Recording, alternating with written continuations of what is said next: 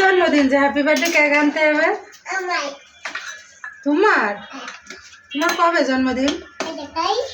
তুমি নিহারি রান্না খাবা খেতে পারো তুমি তো ঝালে ঝালে আগেই স্টপ করবে ও শ্বশুর মারতে ভালো পারে বলে তাহলে তোর মাথাটা দিতে একটু শ্বশুর মারবে